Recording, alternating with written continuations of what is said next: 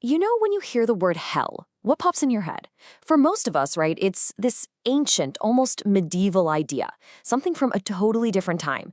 But what if hell is actually a lot closer, a lot more modern, and way more personal than we think? Okay, let's really dive into this. I mean, just think about it for a second. Have you ever been stuck in what I'd call comment hell? You know, where that stream of anonymous negativity just completely wears you down. Or how about comparison hell, that endless scroll through social media where you start feeling like your life just doesn't stack up? Oh, and then there's burnout hell, when you're just emotionally, physically, completely drained. Or maybe even gaslighting hell, where you actually start to doubt your own reality. These things feel incredibly real, don't they?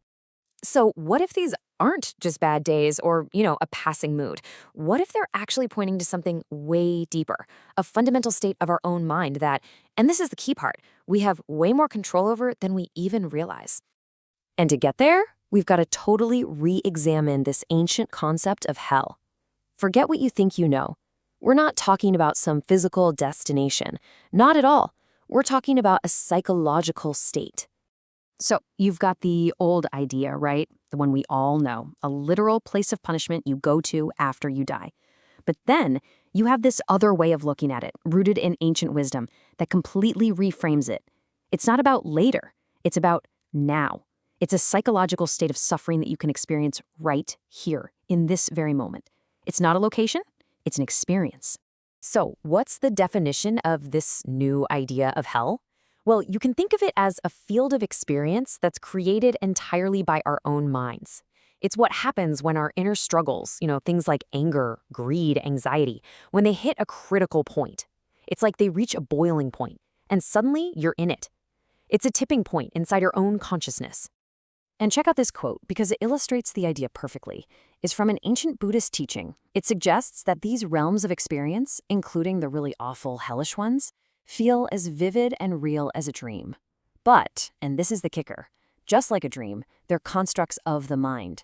So when you wake up, when you get some clarity, you realize they don't have any solid external reality. They were projections all along.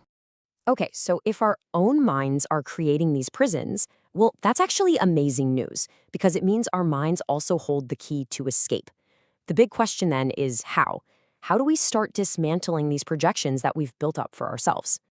It's actually a pretty straightforward model. Think of it like a movie projector. Our unresolved issues, our anger, our anxieties, our attachments, that's the fuel. That's what powers the whole thing.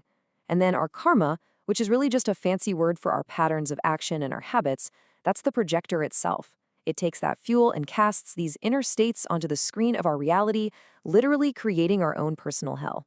So how do we find the path to freedom? Well, it all starts with a few huge insights.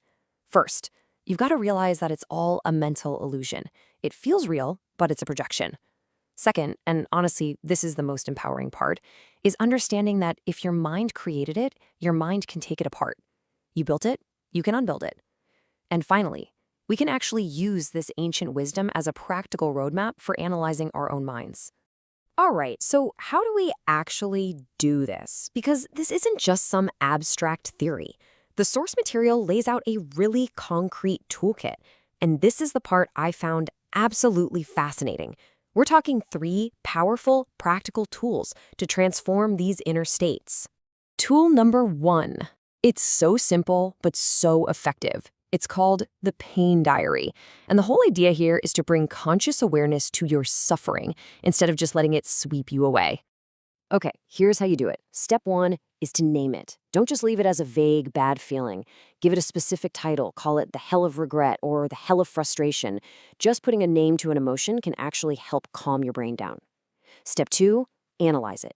Get curious about it. What was the real root cause? Was it anger? Was it greed? Maybe fear? You've got to be honest with yourself here. And then step 3, re-script it. Literally write down how you wish you had responded or how you will respond next time. You're creating a new mental pathway for the future. Okay, tool number 2 is incredibly powerful, and it uses imagery to help heal those parts of us that are all tangled up in guilt and fear. We're talking about a specific kind of visualization meditation. So the practice is this. You visualize a compassionate figure from Buddhist tradition, Kṣitigarbha Bodhisattva. This is an enlightened being who is said to go into the hell realms specifically to help those who are suffering. So you imagine this being coming into your specific inner hell, your hell of regret, your hell of fear, and embracing you. And not with judgment, but with total unconditional compassion. The whole point is to replace that harsh inner critic with a profound sense of self-acceptance. And that brings us to tool number 3, which uses the power of sound and repetition to break down the rigid walls of our own thinking. It's the practice of chanting a mantra. The specific mantra for this purpose is Om Kaka Kavi Sanmaye Swaha. The way it's described is pretty cool. It's like a key, a sonic key, a vibration that's designed to unlock the prison of our fixed ideas and our negative thought patterns.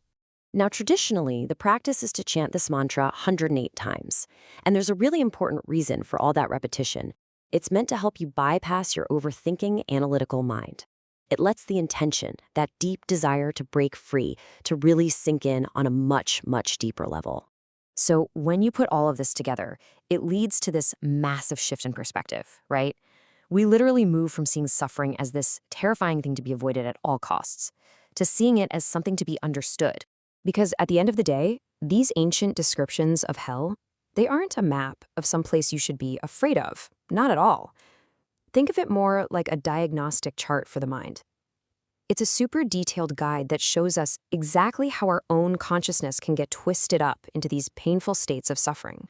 So this knowledge isn't a threat. It's actually a really compassionate warning. It's like a giant signpost on the road that's just saying, hey, this way of thinking, this pattern of action, it leads to a really painful state of mind. Please, do not come this way. It's a call for us to change our course. And that brings everything right back to us, doesn't it? Right here, right now. Because understanding this whole framework, it gives us the power to change our inner world. So really, there's only one question left to ask. Which of your own personal hells are you going to start transforming today?